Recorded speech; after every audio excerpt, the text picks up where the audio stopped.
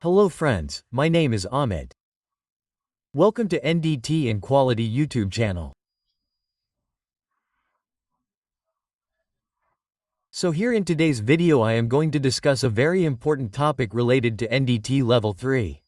So in NDT Level 3, if you give the UT Level 3 exam, then at that time we do general ultrasonic testing. Apart from that, questions are also asked about concrete UT.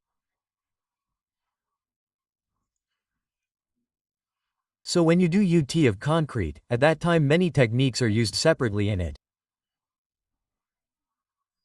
One of those techniques is the ultrasonic pulse velocity technique, which is called UPV in short. So many questions are asked related to ultrasonic pulse velocity. So in today's video, I am going to tell you about this ultrasonic pulse velocity technique. How is its basic setup done and where is it used? Apart from that, how is the measurement done in it? How does the machine work? I am going to tell you all this in detail. So this video is a little different type. Generally, the inspection that we do in UT is mostly used for steel-related products. That means we mostly do UT of steel-related products. But if you have to do ultrasonic testing of concrete structure or natural rock, then you can use this UPV technique separately. So this is pulse velocity technique. We will see it in detail.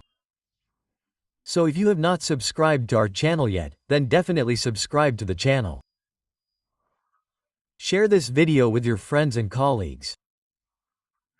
Apart from this, you can take membership of our channel by using the join feature. I have made many member-exclusive videos.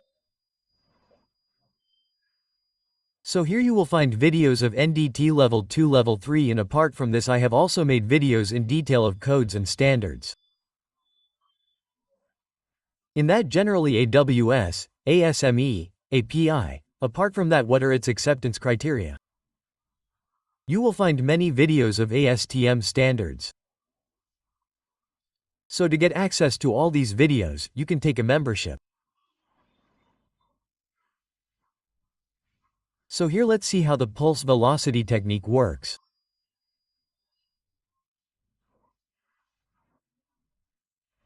So first of all, here ultrasonic pulse velocity, which is called UPV in short, is a non-destructive test to check the quality of concrete and natural rocks. Okay? So you have to do testing of concrete or natural rock through NDT. So this is its technique. In this stage the strength and quality of concrete and rock is accessed by measuring the velocity of an ultrasonic pulse passing through concrete structure and natural rock formation. Okay? So basically what is done here is that the ultrasonic pulse is transmitted in your concrete or natural rock and the velocity in it is checked.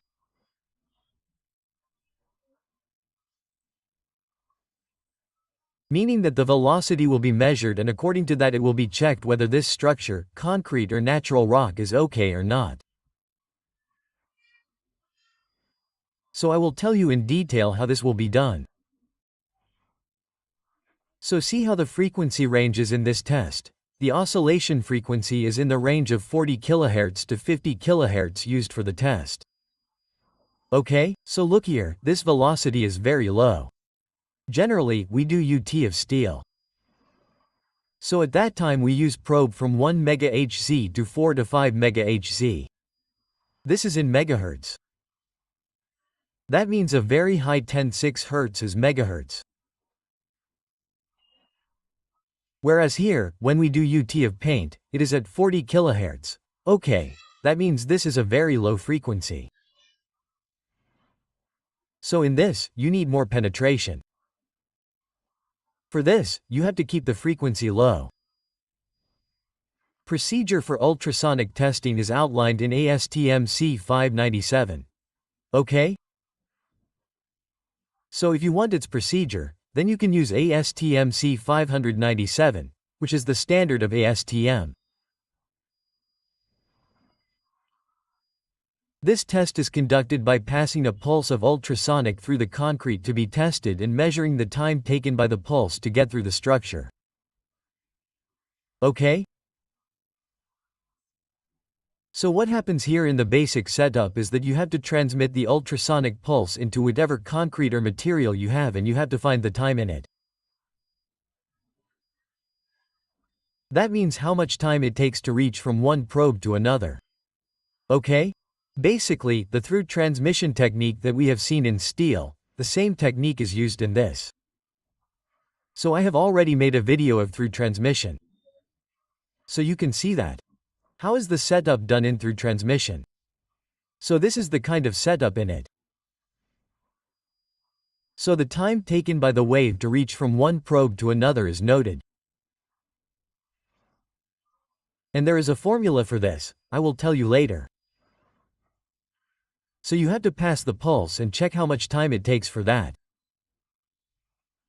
Higher velocities indicate good quality and continuity of the material, while slower velocities indicate concrete with many cracks and voids. So, there are mainly two types of defects in concrete, voids or cracks. And here you get the time, okay? There is a formula for the time taken by the probe wave to travel from one probe to another. You will know the velocity from that. Okay? So, using this velocity, you can tell whether there is a crack or void in your concrete or not. So, if the velocity is high, it means the wave reaches quickly. It means there is no crack or void in the middle. If the velocity is low, slow velocity, it means there is a void or crack. So, look, this is the type of setup. This is your concrete specimen. Here there are two transducers. This is one and this is the other. So, the wave will be transmitted from here. And it is received from here. So, the time taken for this, okay? That time will be measured and will show you the velocity here.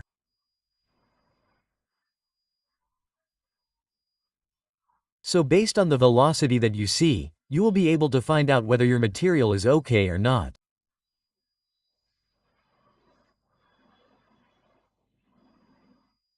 Look here, another setup is given here. This is a concrete block. And here is one probe. Here is another probe. And the reading is showing here. Okay, so the basic ultrasonic setup that we do for steel is almost the same type. But this is a through transmission setup. Now you have to find the velocity. So this is a simple formula. Velocity equal to part length divided by travel time. Okay? So this length of the part is the total length of the part here, and the time taken for the ultrasonic wave to pass is the time taken for it to pass. This is the travel time. So, if you divide the part length by travel time, you will get the velocity. The quantity of concrete in terms of uniformity, incidence and absence of internal flows, cracks and segregation is additionally indicative of the level of workmanship. Okay? So, here how will the quality of concrete be measured, whether there is internal flow in it or not? How is its workmanship, or whether there are any cracks in it or not, whether there is segregation or not, whether there are any voids or not? Okay? So all these things decide the quality of concrete. That can be set using the guidelines given below. So I have given a table here. So, this is just a guideline. Okay?